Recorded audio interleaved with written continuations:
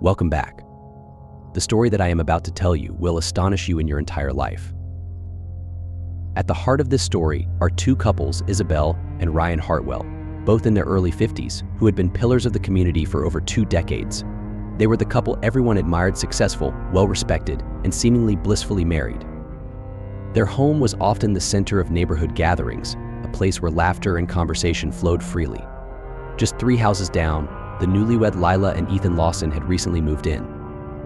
Both in their mid-20s, they brought a vibrant, youthful energy to a street that had long been dominated by older families and retirees.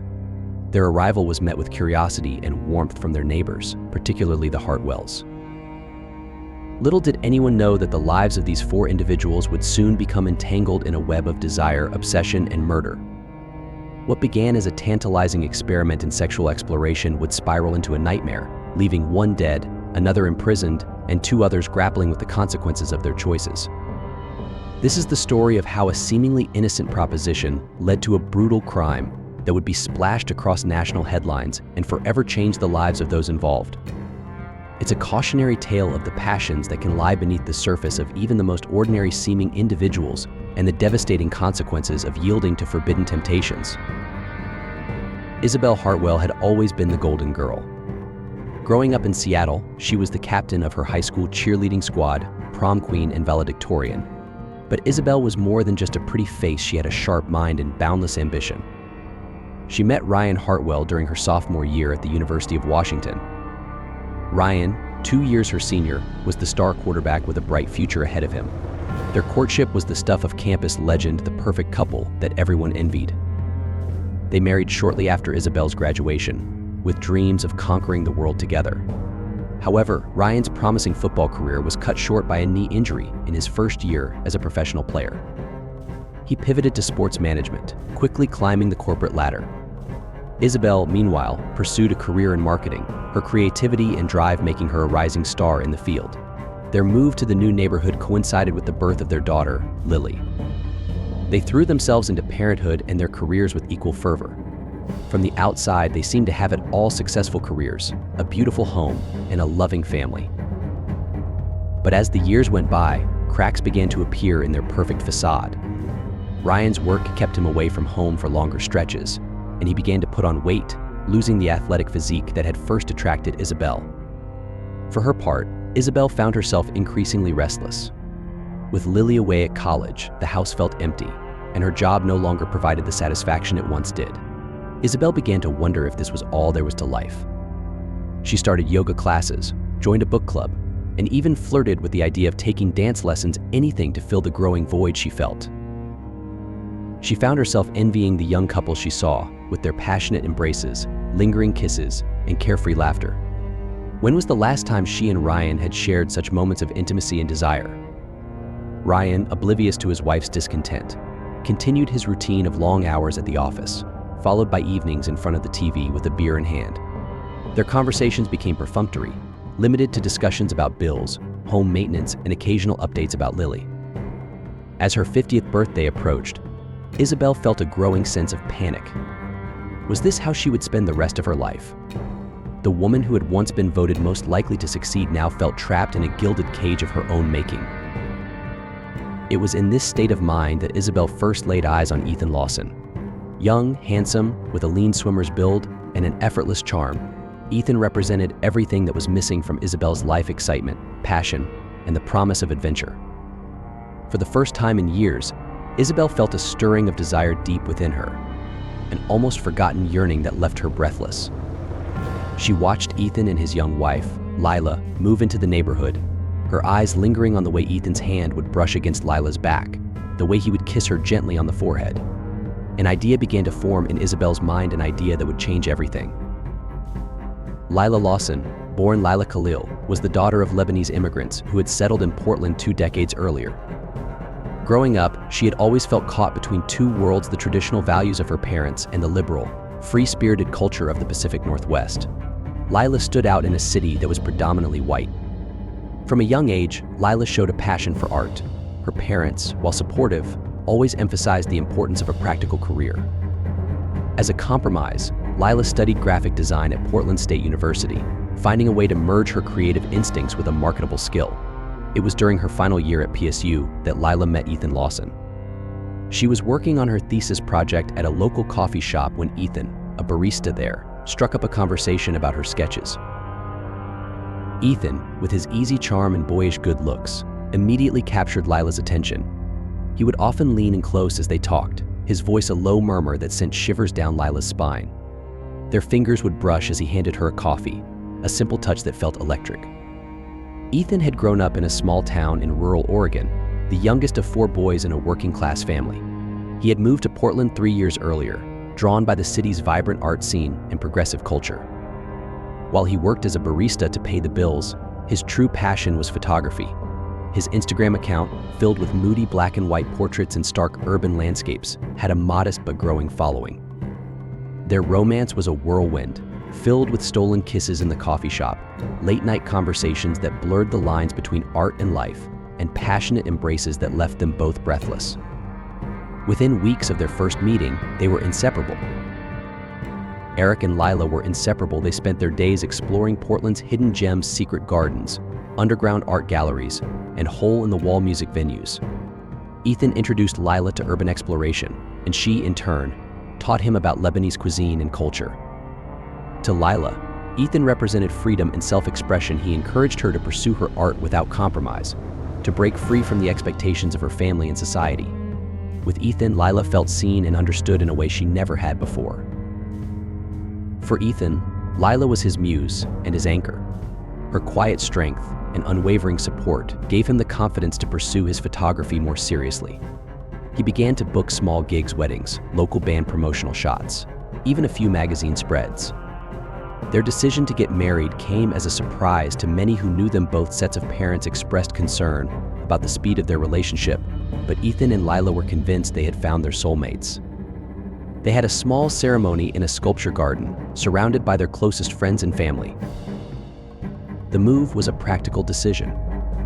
As freelancers, they needed a space that could serve as both home and studio. The quiet suburb offered affordable housing, close enough to the city for work opportunities. They saw it as the perfect place to start their life together, envisioning lazy Sunday mornings in their backyard and cozy evenings planning their future. Little did they know that their new neighborhood held secrets and temptations that would test the strength of their young love. As they unpacked boxes in their new home, neither Ethan nor Lila could have imagined the turmoil that lay ahead, or the devastating consequences their choices would have. The annual summer block party was a tradition that dated back decades. Every year, on the last Saturday of August, Sycamore Lane would transform into a bustling fairground of sorts. Neighbors would bring out grills, coolers full of drinks, and folding tables laden with potluck dishes. Children would run around with water guns and bubble wands while adults caught up on neighborhood gossip and sipped cold beers. This year's party held a special significance for the residents of Sycamore Lane. It was the official welcome for the Donovans, the street's newest additions. Isabelle Hawthorne, as the unofficial social director of the neighborhood, had taken it upon herself to ensure that Lila and Ethan felt welcomed. As the afternoon sun cast a golden glow over the street, Isabelle made her way to the Donovans, who were standing somewhat awkwardly at the edge of the gathering. "Isabelle, you look lovely," Ryan called out as she walked past, her sundress floating around her legs. She flashed him a smile, but her eyes were already fixed on Ethan. "Ethan and Lila, welcome to the neighborhood," Isabelle said warmly, air-kissing Lila's cheeks and letting her hand linger, perhaps a moment too long, on Ethan's arm. "We're so glad you could join us." The conversation flowed easily, lubricated by the fruity sangria Isabelle had brought along. Lila found herself drawn into a discussion about local art galleries with some of the other neighbors, while Ethan and Isabelle drifted towards the Hawthorns' front yard.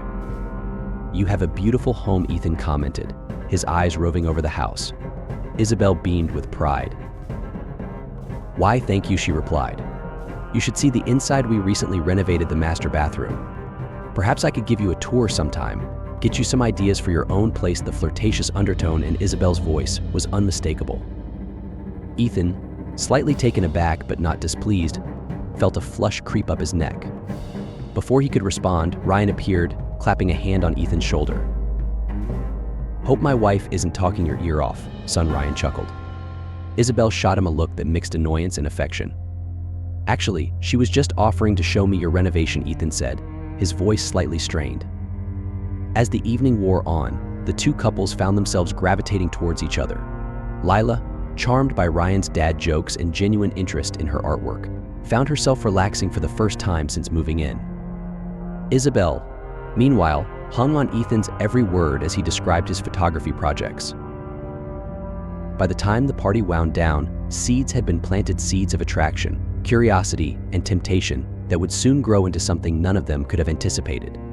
It was a week after the block party that Isabelle first broached the subject with Ryan. They were in bed, the TV droning in the background, when Isabelle turned to her husband with a mischievous glint in her eyes. Isabelle broached the subject with Ryan one night as they lay in bed. Her voice was casual, but there was an undercurrent of excitement as she asked if he had ever considered spicing up their love life. Ryan, half asleep, mumbled incoherently at first. Isabelle pressed on, clarifying that she meant specifically in the bedroom. This caught Ryan's attention, and he became suddenly alert. Cautiously, Ryan asked what exactly she had in mind. Isabelle took a deep breath before suggesting they try swapping partners with another couple. The silence that followed her proposal was deafening. Ryan stared at his wife, trying to determine if she was serious. As he realized she was, a mix of emotions played across his face: shock, intrigue, and a hint of arousal. Over the next few days, the Hawthorns had numerous discussions about Isabelle's proposition. Ryan, initially hesitant, found himself warming to the idea. The thought of being with a younger woman stirred something in him he thought had long since died. It was Isabelle who finally suggested the Donovans. They're young, attractive, and new to the area, she reasoned. They might be open to something like this. Approaching the younger couple proved to be a delicate matter. It was at a neighborhood barbecue that Isabelle, emboldened by several glasses of wine, pulled Lila aside. The conversation was awkward at first, with Isabelle dancing around the subject, but once the proposition was laid out, Lila's reaction surprised her. Instead of outrage or disgust, there was curiosity in the younger woman's eyes. The evening of the swap arrived with a mix of nervous energy and anticipation.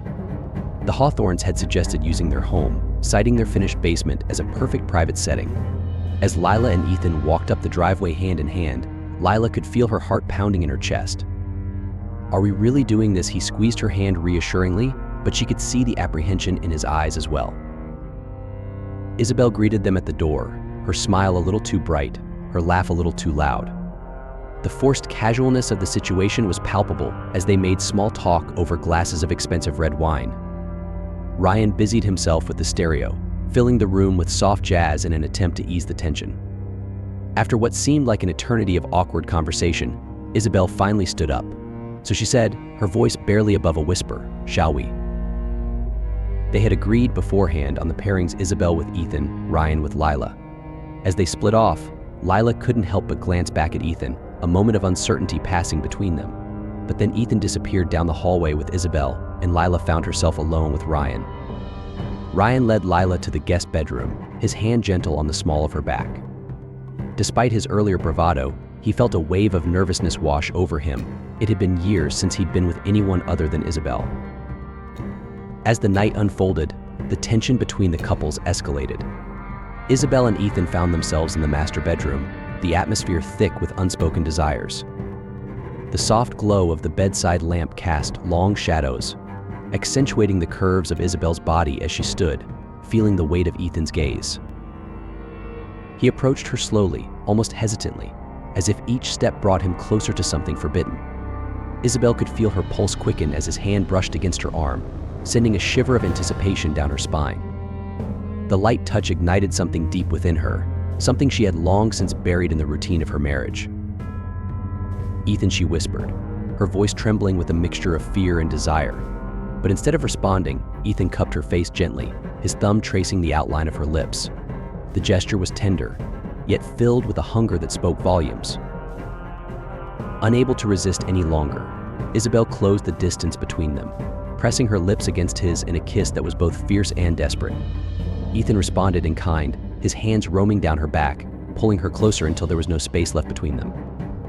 The heat of their bodies melded together, and for a moment, the world outside ceased to exist. Their kisses grew more urgent, more needy, as Ethan lifted Isabelle onto the bed, his hands deftly sliding beneath her dress. The sensation of his fingers against her bare skin sent waves of pleasure coursing through her body. She arched her back, gasping as he explored the curves of her body with a practiced touch. Meanwhile, in the guest bedroom, Lila and Ryan were tangled in a similar web of passion. Ryan had always been the steady, dependable type, but tonight, something had awakened within him.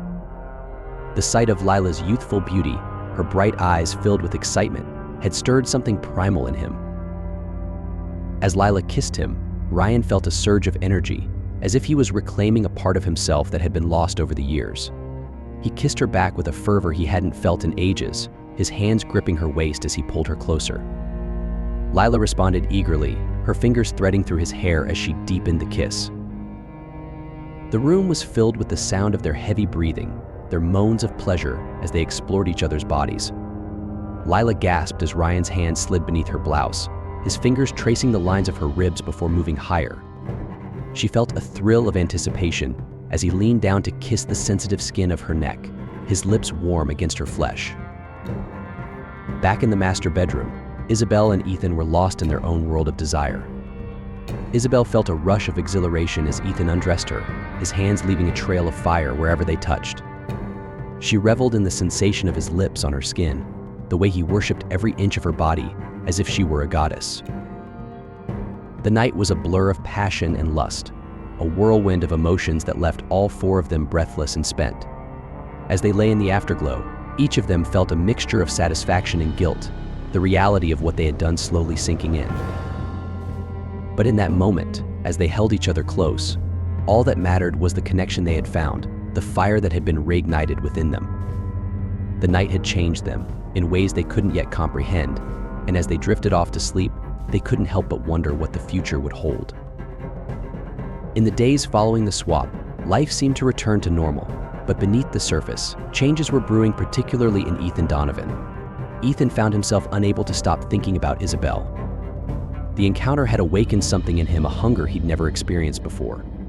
He began to find excuses to be outside when he knew Isabelle would be leaving for work.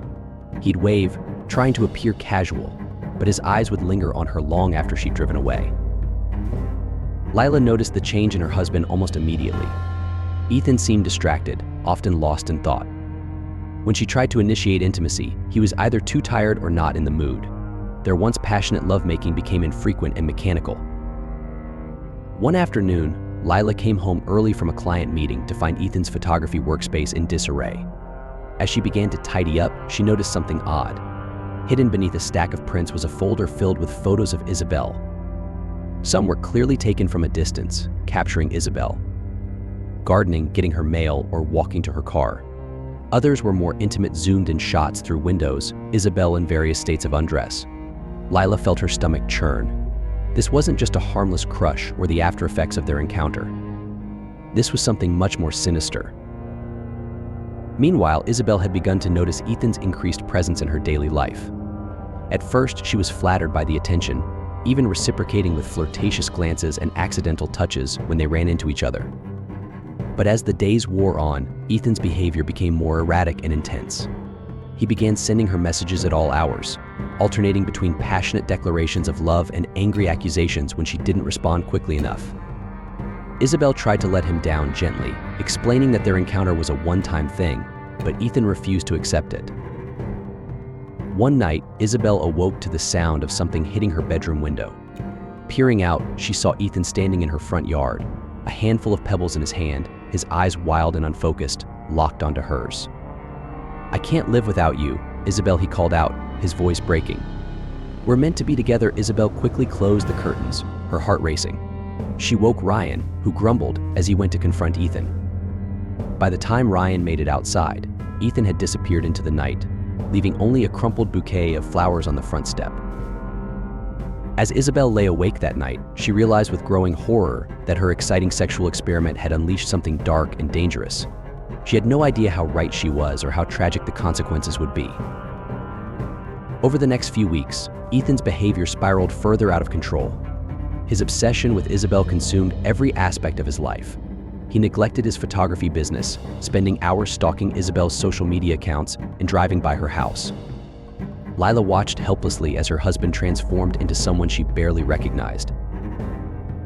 Isabelle, for her part, vacillated between fear and a perverse excitement. Part of her was terrified of Ethan's growing instability, but another part, a part she was ashamed to admit existed, was thrilled by his obsessive attention. It made her feel desirable, powerful, in a way she hadn't in years. The situation came to a head one afternoon when Isabelle returned home to find Ethan sitting in her living room. "How did you get in here?" she gasped, her hand flying to her throat. Ethan smiled, a cold, unsettling expression that sent chills down Isabelle's spine. "You gave me a key, remember? For watering the plants when you were on vacation." Isabelle's mind raced. That had been months ago, before the swap, before everything had gone wrong. She should have asked for it back. Why hadn't she asked for it back? Ethan stood, moving toward her with predatory grace. "We need to talk, Isabelle," he said, his voice slow and intense. "About us. About our future together." Isabelle backed away, fumbling for her phone. "There is no us, Ethan," she said, trying to keep her voice steady. "You need to leave." But Ethan kept advancing, his eyes wide with a mixture of love and madness. "You don't mean that?" he insisted. "I know you feel what I feel. We're destined to be together, Isabelle. I won't let anyone come between us." As Ethan reached for her, Isabelle let out a scream. The sound seemed to snap Ethan out of his trance. He blinked, looking around as if seeing the room for the first time. Without another word, he brushed past Isabelle and out the front door. Shaking, Isabelle collapsed onto the couch. She knew she should call the police, but what would she say? That she'd willingly slept with her young neighbor, and now he was stalking her. The thought of the scandal, of everyone knowing what she'd done, was unbearable. Little did Isabelle know her silence would have devastating consequences. For in his twisted mind, Ethan took her failure to report him as a sign of her secret love, and he was determined to eliminate any obstacle standing in their way, no matter the cost. The tension that had been building for weeks finally erupted on a quiet Sunday afternoon. Isabelle was alone in her house, Ryan having left for a golf game with friends. She was in the kitchen, mindlessly flipping through a magazine, when she heard the back door open. "Isabelle," she called out with a trembling voice, asking if it was Ethan. There was no response, only the sound of footsteps moving through the house. Her heart racing, Isabelle grabbed a kitchen knife, holding it out in front of her like a shield. When Ethan appeared in the doorway, his eyes were glazed and unfocused, reeking of alcohol. He slurred that he had seen Ryan drive away, declaring that now they could be together as they were always meant to be. Isabelle's heart pounded, a mixture of fear and a forbidden thrill surging through her. She pleaded with Ethan, telling him he needed help and that this wasn't right, but she couldn't finish her sentence. Ethan wasn't listening. His eyes locked onto hers with a burning intensity, and he lunged forward, trying to grab her. Isabelle shrieked, swinging the knife wildly, feeling it connect with Ethan's arm and drawing blood. The sight of his own blood seemed to enrage Ethan further.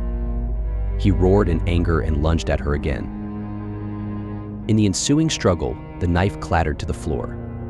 Ethan's hands found Isabelle's throat, squeezing with terrifying strength. Isabelle clawed at his face, gasping for air as her vision began to darken around the edges. Desperation fueled her movements as she brought her knee up sharply, connecting with Ethan's groin. The blow caused him to double over in pain, releasing his grip on her throat. Isabelle scrambled away, her fingers closing around the handle of the fallen knife. As Ethan straightened up, his face contorted with rage, Isabelle acted on pure instinct. She thrust the knife forward, feeling it sink into Ethan's chest. For a moment, time seemed to stand still. Ethan looked down at the knife protruding from his body, a look of surprise replacing the anger on his face. Then, slowly, he crumpled to the floor. Isabelle stared at Ethan's still form, the reality of what she had done crashing over her. With shaking hands, she reached for her phone and dialed 911.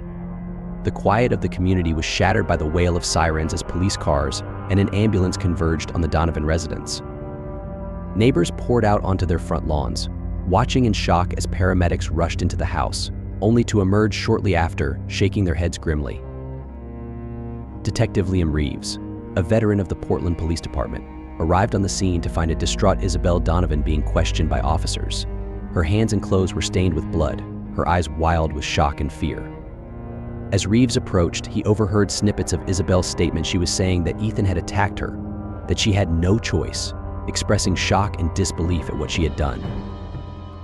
Reeves took charge of the scene, ordering a thorough search of the house and surrounding area. While crime scene technicians combed through the kitchen, photographing the bloody knife and the signs of struggle, Reeves turned his attention to the neighbors.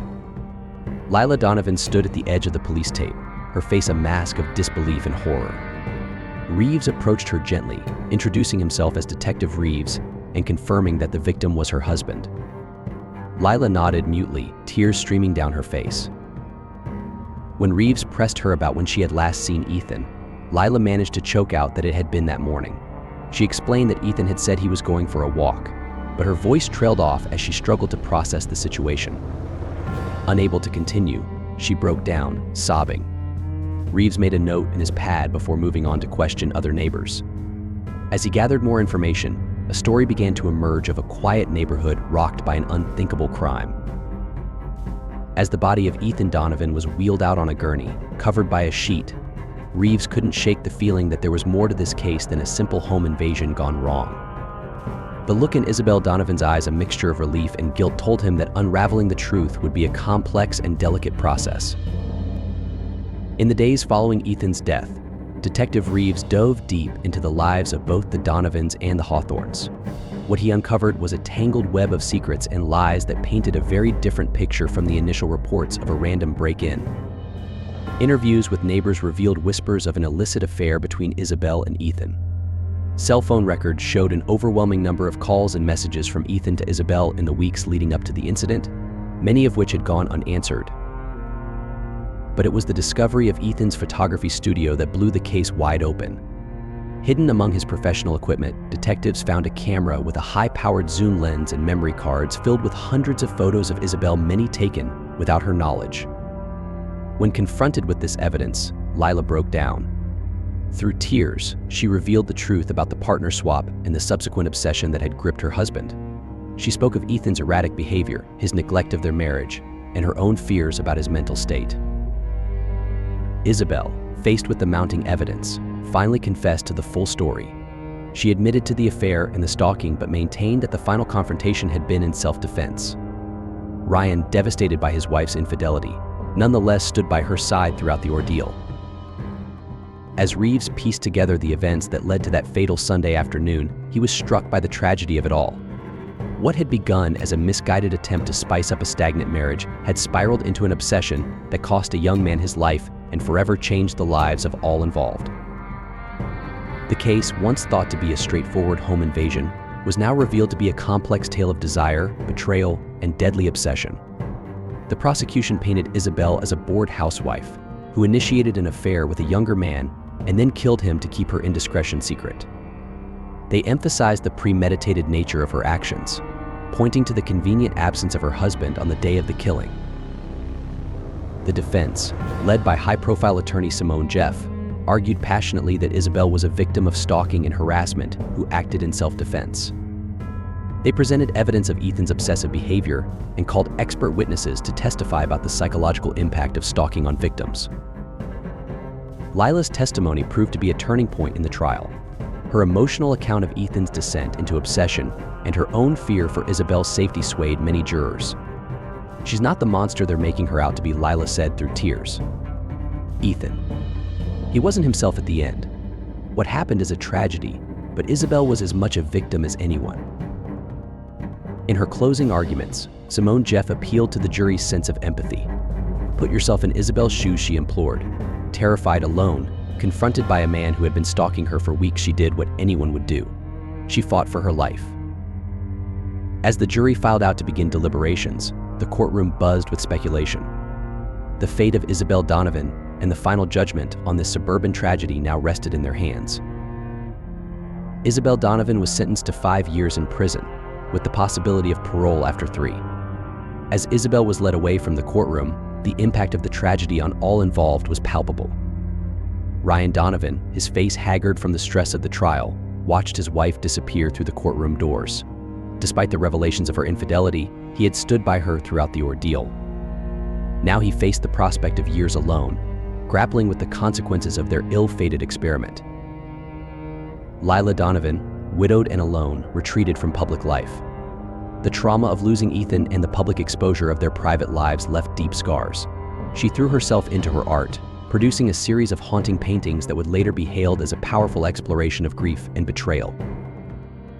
The residents of the quiet neighborhood struggled to come to terms with the events that had shattered their peaceful community. The Donovan and Hawthorne houses stood empty, constant reminders of the tragedy that had unfolded.